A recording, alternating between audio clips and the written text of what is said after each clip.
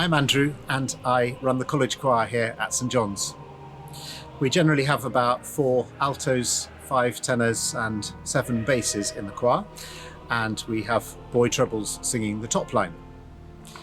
The choir's made lots of recordings, over 100 in fact, and our repertoire is really very wide-ranging.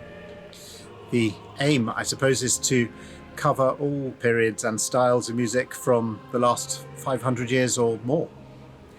The most important thing for me here in the choir is the happiness and well-being of all the singers. I like to think that the warmth of the friendship and the mutual support between the singers somehow shines through into a particular warmth of tone in the choir's sound.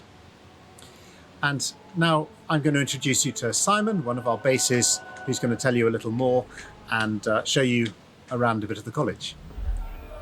Hello, and welcome to this series of short videos about being a choral scholar in St John's College, Cambridge. We're here in St John's in First Court, and behind me you can see the chapel where we sing 7 services a week. My name is Simon. I'm a 4th year, a lay clerk, which means I've stayed on and I sing alongside the undergraduates, having finished my degree. I read music in Robinson College, and I want to tell you a few things at the beginning of this series about why I chose St John's, why I've enjoyed my time, and why I chose to stay on as a lay clerk. So the first thing I want to talk about is singing. As I'm sure you're aware, singing in choir and singing solo can often feel very different. But at St John's, Andrew and previous directors of music have liked to encourage their singers to sing more freely and fully. And what this means is it feels like you're singing as a soloist in choir. This has developed what people have described as a St John's sound, and you can hear this sound in our recordings and broadcasts and the webcasts that we put out every week, which are recordings of live services. It also means that singers develop their tone throughout their time in the choir and then go on to become professional or semi-professional singers, either on the stage or in choirs such as Alan Clayton or Easton Davies. The second thing I want to talk about is Andrew.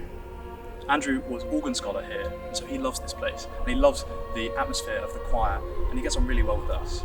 He's also an inspiring musician, and we love singing for him. But he's also a very approachable person.